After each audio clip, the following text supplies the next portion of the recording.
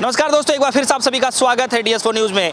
प्रधानमंत्री मोदी जी की अध्यक्षता में बीजेपी संसदीय की जो है बैठक होती है और उस दौरान जो विपक्षी दल मिल करके एक नाम बनाते हैं, गठबंधन का नाम जो देते हैं वो देते हैं इंडिया। उस इंडिया को लेकर के प्रधानमंत्री मोदी जी कहते हैं कि ईस्ट इंडिया कंपनी, यानी कि जो लोग सत्ता में आना चाहते हैं, जो लोग देश को तोड़ना चाहते हैं, वो ईस्ट इंडिया कंपनी और इंडियन मुजाहिदीन जैसे नाम रखते हैं। और साथ ही साथ वो PFI का भी जिक्र करते हैं और वो कहते हैं कि PFI में भी जो है इंडिया नाम है। तो देश सब जानता है, इसमें गुमराह करने वाली कोई बात नहीं है, देश सब कुछ जानता है। फिलहाल इसको लेकर के लगातार सियासत जारी है। हम आपको बता दें कि इंडिया वर्सेस NDA को लेकर के जो है लगातार इस पर चर्चाएं की जा रही हैं कि क्या आने वाले चुनाव में इंडिया जो है NDA पे भारी पड़ जाएगा। इस मुद्दे पे खासा बातचीत करने के लिए हमारे साथ प्रोफेसर मलिक साहब मौजूद हैं, जो कि राजनीतिक पहलुओं पे बेफिक्र होकर के बातों को रखते हैं और बड़े करीबी से जो है नॉलेज भी रखते हैं, क्योंकि प्रोफेसर हैं तो लेखा जोखा लेकर के आते हैं। और आज भी कुछ लेखा जोखा लेकर के आए हैं, बातचीत करेंगे और जानकारी लेने की कोशिश करेंगे कि कैसे देखते हैं इंडिया वर्सेस इंडिया की लड़ाई और दूसरे तरफ मोदी जी का ये बयान। सबसे पहले मेरा सवाल है, मोदी जी के बयान को आप कैसे देखते हैं? जो गठबंधन ने जो इंडिया नाम दिया है उसको लेकर प्रधानमंत्री Modi ji east India company और इंडियन मुजाहिदीन जैसे नाम दे रहे हैं, आप उसको कैसे देखते हैं? देखिए श्रीमान जी, देश का बहुत ही बड़ा दुर्भाग्य है अगर देश के प्रधानमंत्री, जिनका भारतीय जनता पार्टी वाले बोल रहे कि भाई पूरे विश्व में डंका बज रहा, ऐसे प्रधानमंत्री अगर इस तरीके का बयान दे रहे। और मैं आपको ये बताऊं कि अब हिंदुस्तान के 142 करोड़ लोग कहीं ना कहीं प्रधानमंत्री जो बयान देते हैं उनके बयान को उन्होंने जो है सीरियसली लेना बंद कर दिया। मैं फिर पीछे की तरफ जा रहा, जब 2009 में भारतीय जनता पार्टी की सरकार केंद्र में आई तो देश के लोग इस सरकार को लेकर आए क्योंकि वे केवल सत्ता परिवर्तित नहीं करना चाह रहे थे, वे कहीं ना कहीं व्यवस्था को परिवर्तित करना चाह रहे थे। और जिस तरीके के बयान आदरणीय प्रधानमंत्री जी ने देश के सामने 2009 के चुनाव के दौरान दिए थे, ऐसा लग रहा था कि कहीं ना कहीं भाई ये तो सत्ता परिवर्तन नहीं, ये तो व्यवस्था ही परिवर्तन हो जाएगी। लेकिन जैसे बयान मोदी जी ने दिए थे वैसा मोदी जी कर नहीं सके। अगर मैं एक एक बयान की आपसे बात करूं, मोदी जी ने कहा था कि 100 दिन के अंदर काला धन वापस आ जाएगा। मोदी जी ने कहा था इस देश से महंगाई कम हो जाएगी। मोदी जी ने कहा था इस देश से भ्रष्टाचार कम हो जाएगा। मोदी जी ने कहा था कि वे प्रतिवर्ष 2 करोड़ युवाओं को जो है रोजगार देंगे, बेरोजगारी इस देश से खत्म हो जाएगी। मोदी जी ने कहा था कि इस देश में जो गंगा नदी है वो निर्मल और पवित्र हो जाएगी। मोदी जी ने बयान दिया था कि हम 100 स्मार्ट सिटी बनाएंगे, लेकिन ऐसा हो ना सका। तो कहीं ना कहीं अब मोदी जी जो बयान दे रहे, मैं बिल्कुल गंभीरता के साथ इस बात को कह रहा कि अब देश के 142 करोड़ लोग उन बयानों को सीरियसली नहीं लेते। लेकिन जहां तक ये बात है कि जो इंडिया बना अभी उसको लेकर मोदी जी जिस तरीके की बयानबाजी कर रहे, अरे मैं तो कह रहा मोदी जी ये कह रहे कि भाई जो देश को विभाजन करने वाले लोग हैं वो इंडिया के साथ है और जो देश को संगठित करने वाले लोग हैं वो NDA के साथ है। तो मैं बिल्कुल गंभीरता से ये कह रहा कि जब से इस देश में भारतीय जनता पार्टी की सरकार आई, कहीं ना कहीं देश को विभाजित करने का काम, देश में लड़ाने का काम ये भारतीय जनता पार्टी की सरकार कर रही। भाई आप देखो, ये तो धर्म को धर्म से लड़वा रहे और फिर धर्म के अंदर घुस जाओ, ये जाति को जाति से लड़वा रहे। प्रोफेसर नहीं, उनका कहना ये है कि जो इंडिया इन्होंने नाम रखा है तो क्या सोच के रखा है? ईस्ट इंडिया कंपनी में भी इंडिया का नाम था, इंडियन मुजाहिदीन में बता रहे इंडिया का नाम है, PFI में भी इंडिया का नाम है, तो काम तो सब जानते हैं। तो इंडिया रख लेने से ऐसा थोड़ी है कि देश उनके साथ हो जाएगा। क्यों भाई, अगर मैं इनकी बात करूं भारतीय जनता पार्टी वालों को, इन्होंने खेलो इंडिया इन्होंने दिया, पढ़ो इंडिया इन्होंने दिया। अगर ये इंडिया का नाम ले रहे तो उसमें तो राष्ट्रभक्ति नजर आ रही, और अगर विपक्षी दल इकट्ठा होकर अपने गठबंधन का नाम इंडिया दे रहे तो इसमें देशद्रोही नजर आ रहा। अब भारतीय जनता पार्टी और आदरणीय मोदी जी की ये दोहरी नीति देश के अंदर चलने वाली नहीं है। देश का बच्चा अब मोदी जी की नीतियों को अच्छे से समझ गया कि मोदी जी की नीतियां वो है ही नहीं। जो ये नीतियां कहीं ना कहीं जो है हिंदुस्तान के लोगों के लिए लेकर आए थे।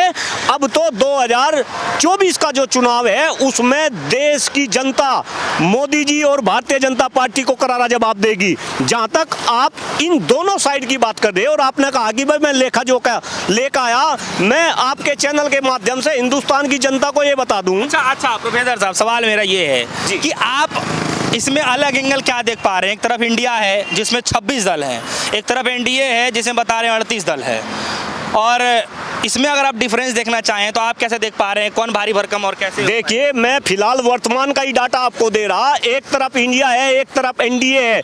अगर वर्तमान में मैं एनडीए की बात करता हूं तो एनडीए के अंदर 38 छोटे बड़े दल है।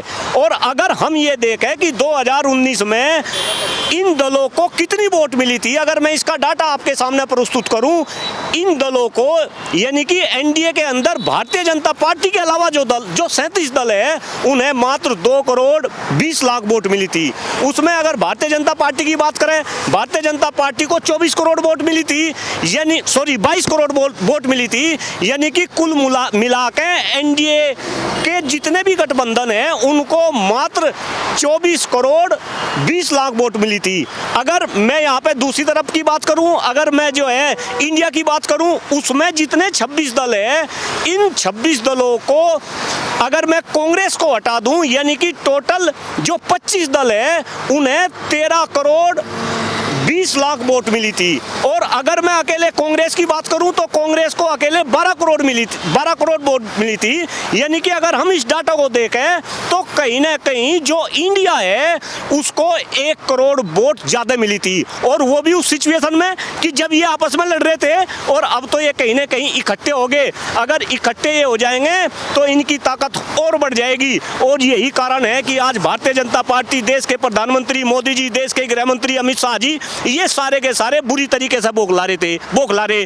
अरे भाई, पूरे एनडीए की मीटिंग पिछले 9 साल में आपने सुना कि भाई एनडीए की मीटिंग हुई क्या? कोई मीटिंग नहीं हुई। लेकिन जैसे ही इन्हें दिखा कि भाई बेंगलुरु में 26 दलों का एक कुनबा इकट्ठा हो गया और उसका नाम इन्होंने इंडिया रख दिया, तो बुरी तरीके से बौखलाहट हुई।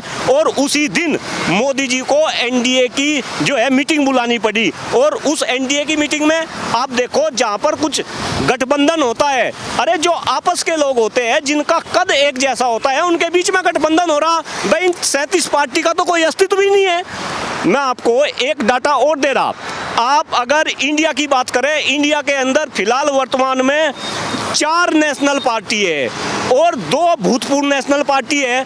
अगर आप बात एनडीए की करें तो एनडीए के अंदर केवल 2 नेशनल पार्टी है। तो आप किसी भी रूप में किसी भी डाटा की बात करो, आज कहीं ना कहीं इंडिया गठबंधन एनडीए पे बहुत जबरदस्त तरीके से भारी है। लेकिन मोदी जी ये कहते हैं कि जो है सारे भ्रष्टाचारी एक मंच पर आ गए हैं। कह रहे हैं कि लेबल कुछ और अंदर प्रोडक्ट कुछ और है। देखिए, मैंने अभी बताया कि मोदी जी जो कह रहे हैं, अब उनकी बात पे कोई विश्वास नहीं। जहां तक मोदी जी अगर भ्रष्टाचारी की बात कर रहे, अरे 27 तारीख के अंदर मोदी जी अपने कार्यकर्ता को जो है संबोधित कर रहे हैं और उस संबोधन में मोदी जी कह रहे हैं कि जो एनसीपी है वो भ्रष्टाचार में डूबी हुई पार्टी है, 70,000 करोड़ के घोटाले की पार्टी है। और 7 दिन बाद यानी कि 2 तारीख को मोदी जी ने उन्हीं भ्रष्टाचारियों को अपनी सरकार के अंदर महाराष्ट्र में शामिल कर लिया। और उनमें से 5 तो ऐसे भ्रष्टाचारी मंत्री बना दिए, उनमें से एक छगन भुजबल मंत्री है जो 2 साल तक जो है सलाखों के पीछे रहे, जेल में रहे। तो अब मोदी जी की बात को समझ लिया, ना तो मोदी जी भ्रष्टाचार को खत्म कर सके, ना ये महंगाई को खत्म कर सके। ये किसी भी मुद्दे को, जिन मुद्दों को लेकर ये आए थे, किसी भी मुद्दों को ये सीरियसली इन्होंने नहीं लिया, इन्होंने मुद्दों पे काम नहीं किया। इन्होंने तो केवल और केवल इस देश को बांटने का काम किया। ये इंडिया को बता रहे कि ये तोड़ने वाले, अरे सारा देश तोड़ दिया, ऊपर से लेकर नीचे तक, दाएं से लेकर बाएं तक, सारे देश में नफरत फैला दी। जी, राहुल गांधी जी टेंशन दे पाएंगे क्या बीजेपी नेता? क्यों भाई, आपको लग नहीं रहा? अभी भारत जोड़ो की यात्रा राहुल गांधी जी लगभग 4000 किलोमीटर कन्याकुमारी से लेकर कश्मीर तक चले और जिस तरीके का जन सैलाब उनके पीछे चला, और जैसे आज चारों तरफ, मैं आपको बताऊं, राहुल गांधी जी को इन्होंने पप्पू डिक्लेयर कर दिया था। इसमें भारी भरकम जो है इन्होंने जो है रकम खर्च करी। अब देश की जनता ये भी समझेगी। मुझे बता दो, जिस इंसान के पिताजी देश के प्रधानमंत्री रह लिए हो, जिसके बाबा जी देश के प्रधानमंत्री रह लिए हो, जिसके नाना जी देश के प्रधानमंत्री रह लिए हो, जिसकी शैक्षणिक योग्यता आप देखो, जो वर्ल्ड के टॉप क्लास संस्थान है वहां से उसने जो है शिक्षा दीक्षा ली हो, वो आदमी पप्पू हो सके क्या?